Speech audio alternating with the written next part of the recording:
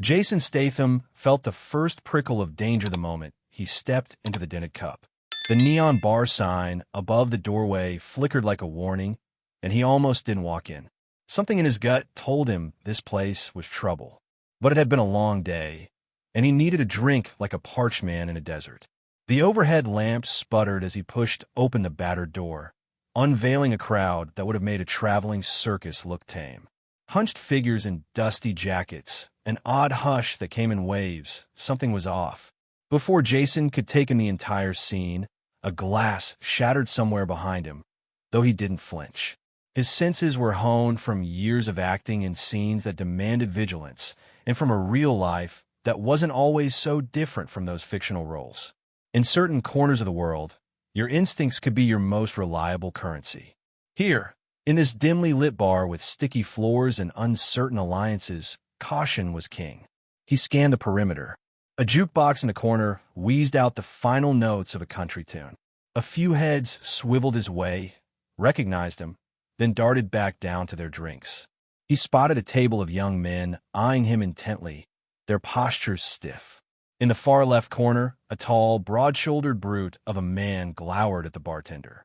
The man's fists were clenched, and though Jason didn't know the details, he could sense aggression radiating off him like heat waves.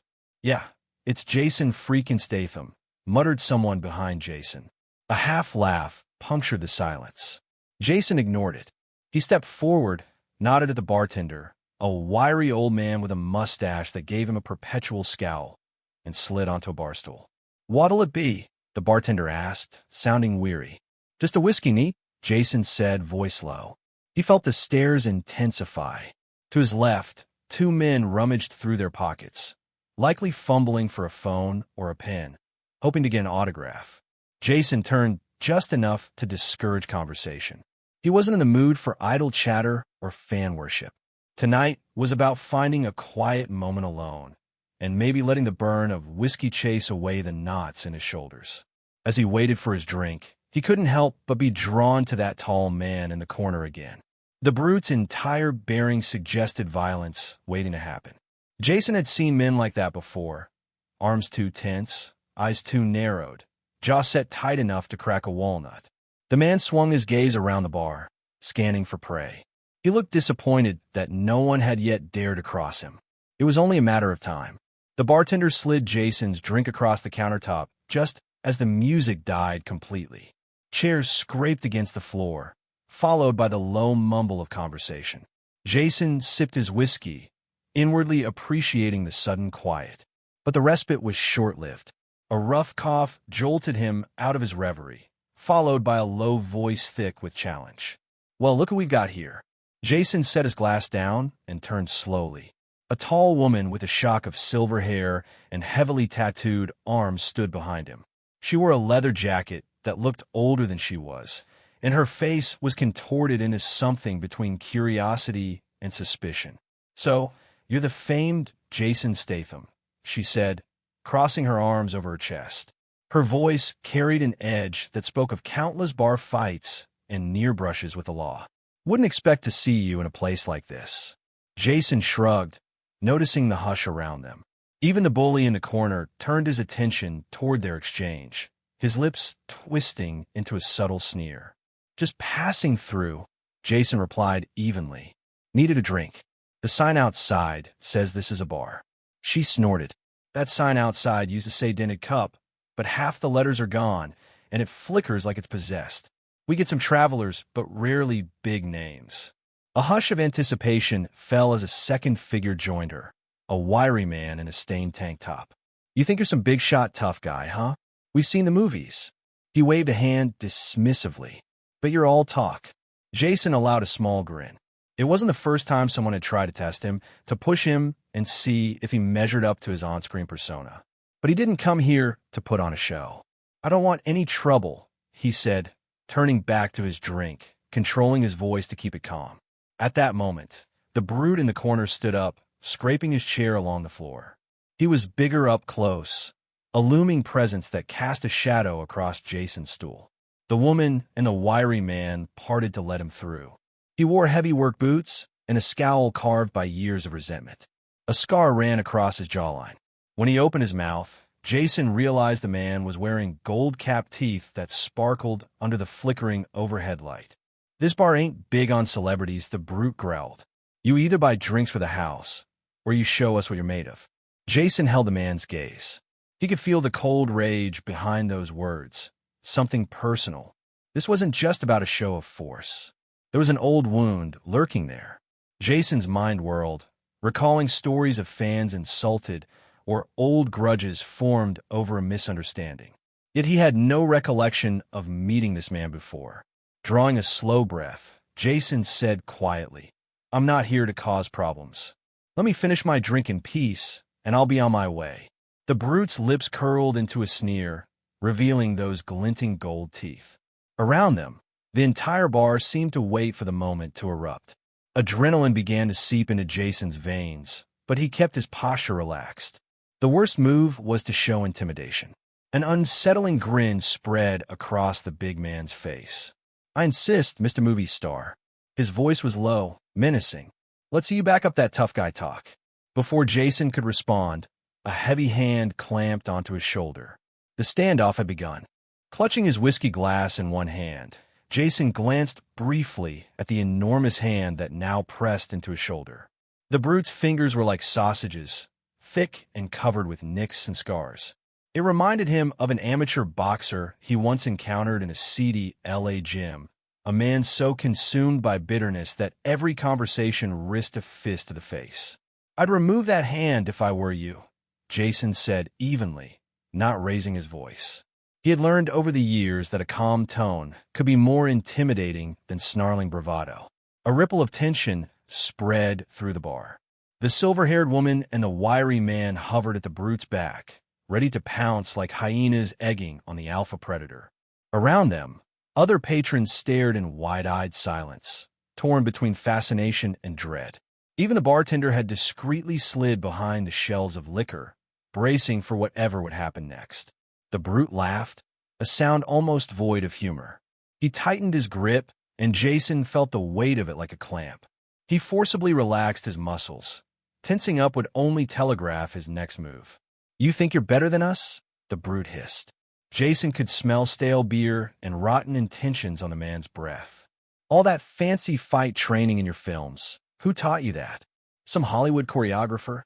In a single, fluid motion, Jason slipped from under the hand and stood, planting himself at eye level with the bigger man.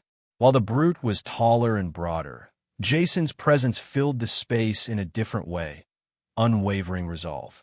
The bar went almost silent. The only sound was the hum of an ancient ceiling fan. "I don't think I'm better than anyone," Jason said, voice measured. "But I'm not going to be pushed around for entertainment." The brute's eyes flickered with a flicker of cruelty. He lunged forward, arms out, aiming to grab Jason in a bear hug. Jason sidestepped smoothly, letting the man's momentum carry him forward, the brute's torso slamming into the bar. An animalistic growl erupted from him. For a beat, no one else moved.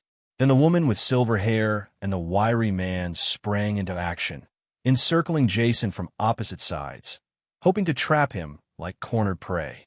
The bartender cursed under his breath, clearly not thrilled at the prospect of a brawl in his establishment, but unwilling to confront the bullies. "I'm giving all of you one chance to step away," Jason warned, his voice resonating with a quiet power. He had fought for real before, in life-or-death situations that had nothing to do with choreographed stunts. But he also knew that needless violence could spiral out of control quickly, and he didn't want any blood on his conscience. The silver-haired woman flung a wild punch that Jason barely dodged. He grabbed her wrist, twisting just enough to immobilize her without causing serious harm. A yelp of pain shot through her lips. Meanwhile, the wiry man fumbled to land a blow, but Jason caught him by the shirt collar and threw him off balance, sending him stumbling into a table. Across the bar, the brute recovered from his crash against the counter. He stood, scowling, muscles rippling. Jason could sense that this man wasn't just angry. He was furious in a way that seemed rooted in some deep, personal vendetta. "Who sent you?"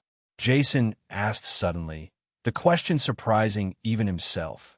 The man's face darkened, and there was a flash of confusion before he masked it with rage. "What are you talking about?" The brute started circling, clenching and unclenching his fists. From the corner of his eye, Jason noticed that the silver-haired woman had pulled out a small pocket knife, flipping it open in a smooth motion. The blade glinted under the flickering lights. The wiry man, still dazed, was staggering to his feet, rubbing his shoulder. One look at the seething brute, and the wiry man's face set in grim determination. "Back off," Jason said sharply, addressing all three. "This doesn't have to get ugly." But the woman ignored him. Slashing the knife forward in an underhanded arc, Jason pivoted away, the blade slicing only air. In that moment, he recognized the chilling emptiness in the woman's gaze, like she had something to prove, or maybe nothing left to lose. In a calculated move, Jason grasped her wrist and pressed down until the knife clattered to the floor. He kicked it out of reach. She cursed, pulling away with a sound that was part anguish, part fury. The brute snarled and charged again, a low tackle aimed at Jason's midsection. Their bodies collided, sending them both crashing into a nearby table. Beer bottles flew, and shattered glass rained around them. The bar erupted in chaos. Bystanders leapt from their seats, hugging the walls to avoid the melee. Someone screamed for the bartender to call the cops, while another voice urged them to keep fighting. Pinned to the ground for an instant, Jason felt the brute's forearm pressing against his throat. He struggled to draw breath, arms pinned awkwardly. A lesser man might have panicked, but Jason had trained to remain calm under pressure. With careful leverage, he twisted his hips and freed one arm, driving an elbow into the brute's ribs. The brute gasped, momentarily loosening his hold. Jason took the opening, rolling the bigger man off him and landing a solid punch to the jaw. A hush seemed to swallow the bar. The brute lay on his back, stunned. Blood trickled from his split lip, and his gold-capped teeth glinted under the overhead light. For a brief, surreal moment, Jason felt a pang of pity. Then came the metallic click of a hammer cocking back on a firearm. Slowly, he turned his head and saw the wiry man, now holding a revolver, the barrel pointed straight at Jason's chest. The silver-haired woman stood beside him, her face smeared with dirt and desperation. Everyone froze. "I said it before," the wiry man hissed, voice shaking with adrenaline. "You're all talk. Let's see how tough you are without the cameras." Jason's gaze locked on the gun, every muscle tensing. He'd faced guns in real life, but rarely in such a raw, up-close confrontation. The silver-haired woman retrieved her knife from the floor with trembling fingers, while the brute coughed and rolled onto his side. No one spoke, and the entire bar held its collective breath, waiting for the next move. For a moment, Jason wondered if this was how it ended. In a dingy bar, gun trained on him, by strangers who seemed to be playing out some vendetta he didn't understand. The surreal stillness hung like a thick fog. Adrenaline coursed through his veins, urging him to act, but one wrong move now could end in a bullet tearing through his chest. He dared a glance at the bartender, who was half hidden behind the counter, hands shaking as he clutched a phone. Probably calling the cops, maybe too late, maybe not.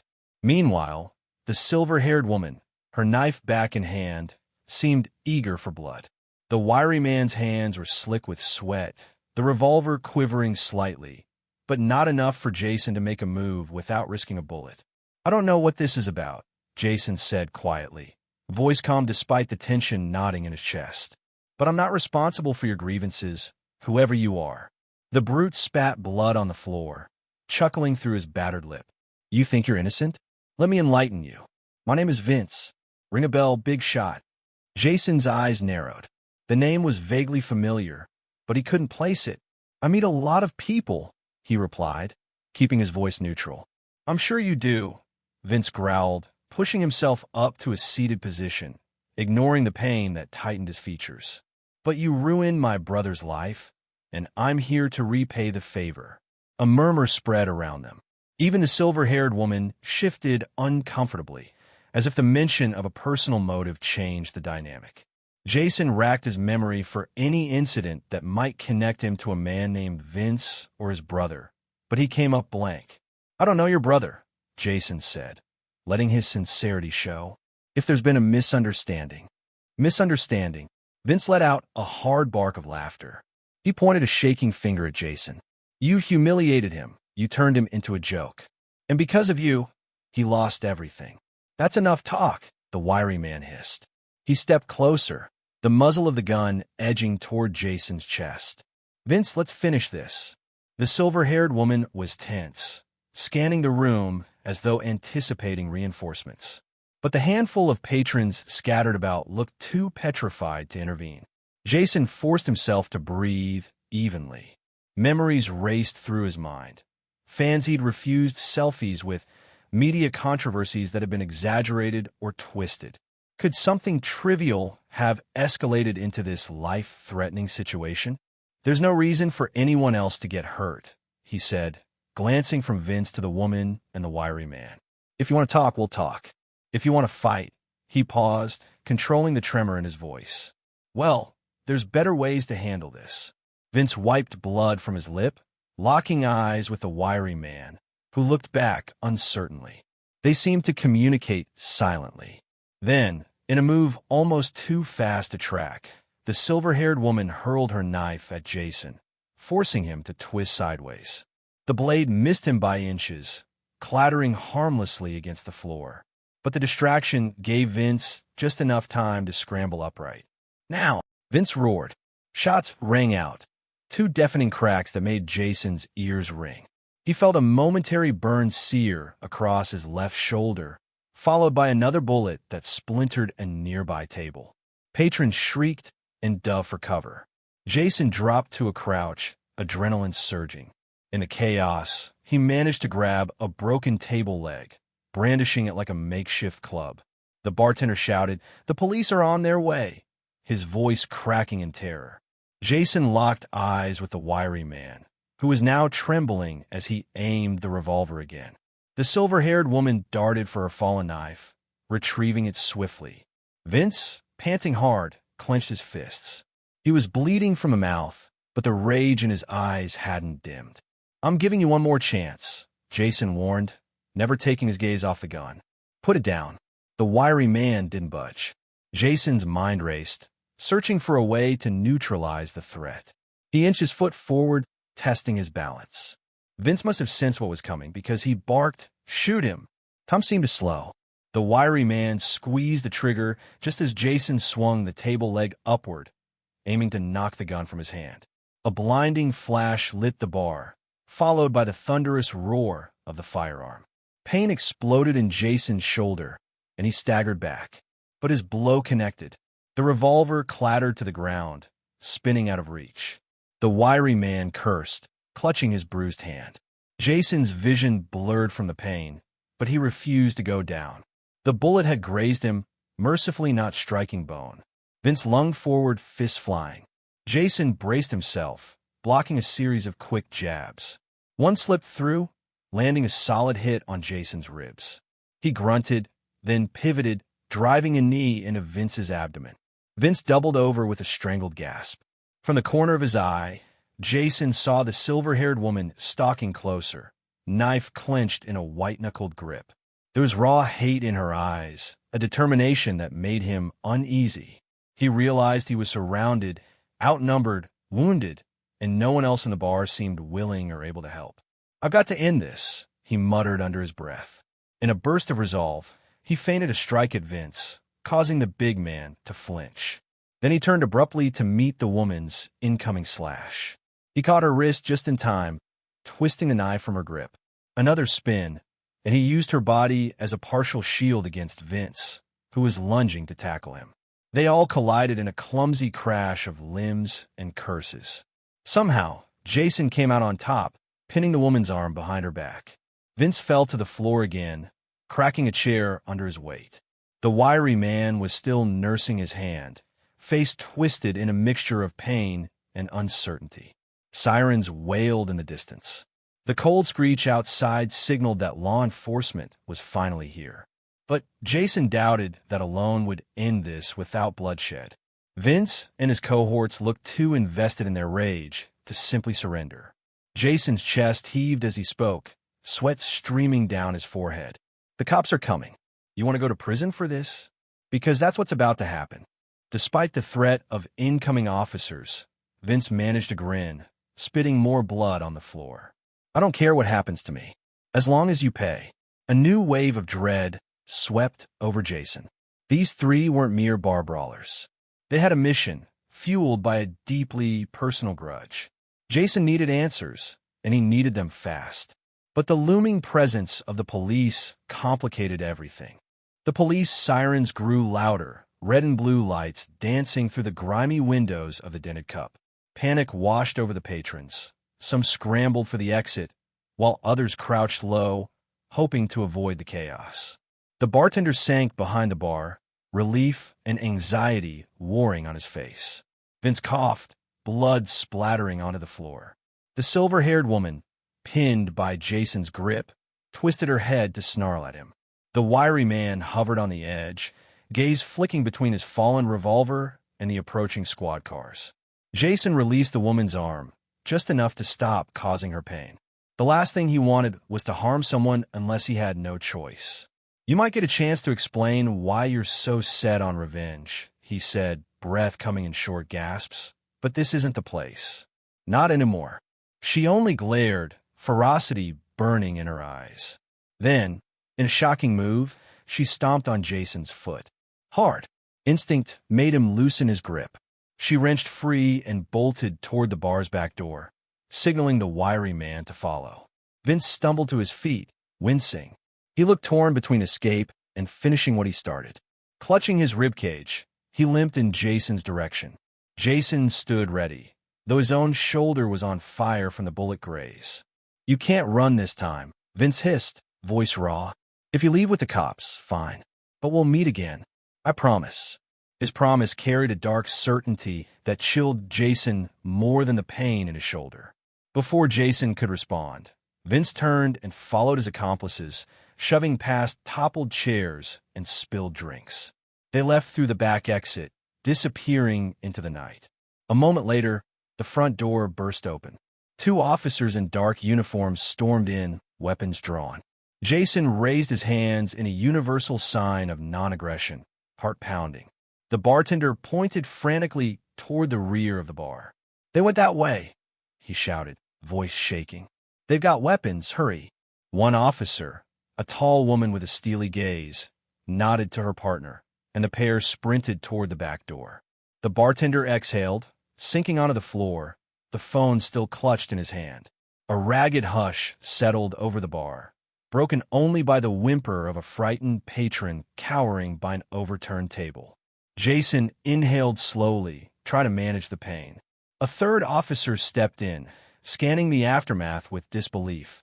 Broken furniture, shattered glass, and the acrid smell of gunpowder. The officer's eyes fell on Jason, lingering on the blood staining his shirt. You hurt?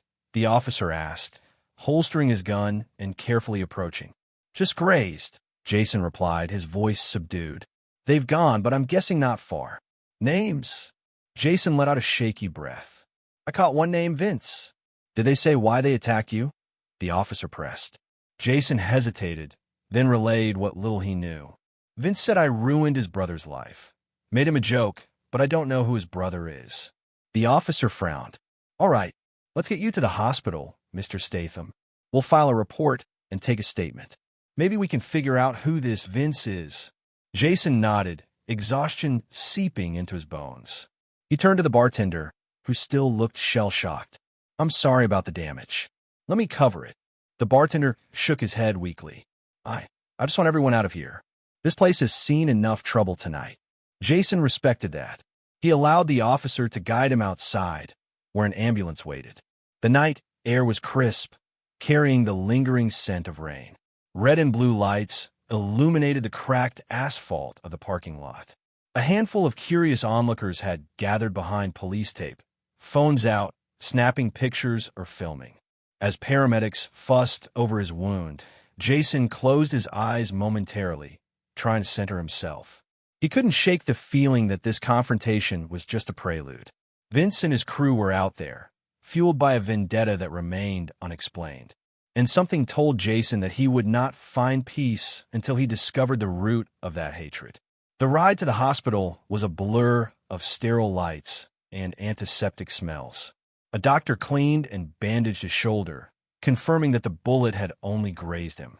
Good fortune, considering how close the shot had been. Hours later, Jason found himself in a small, cramped police station, scribbling a formal statement under tired, fluorescent lights.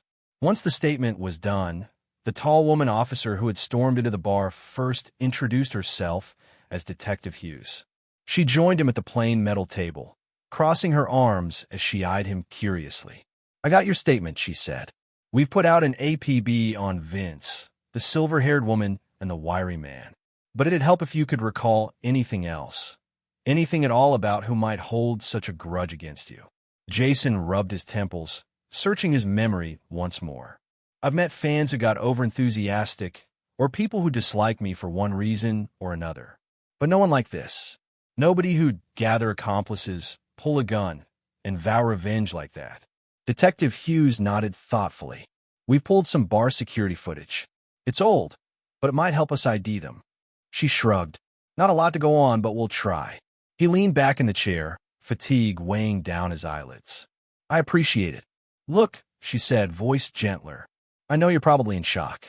But if you remember anything, any film you made, any interview that might have rubbed someone the wrong way, call me." Jason nodded and pocketed her card. As he headed out of the station, the sky was turning a pale gray with the first hints of dawn. The events of the night still churned in his mind. He recalled Vince's final words about meeting again. They echoed like a threat or a promise. He climbed into a hired car, courtesy of the production company that always tried to keep tabs on him whenever he traveled. The driver, a silent man with a tidy uniform, asked no questions. Maybe he was used to driving exhausted celebrities from chaotic nights. As the car sped away from the station, Jason stared out the window, the city lights fading into the early morning glow.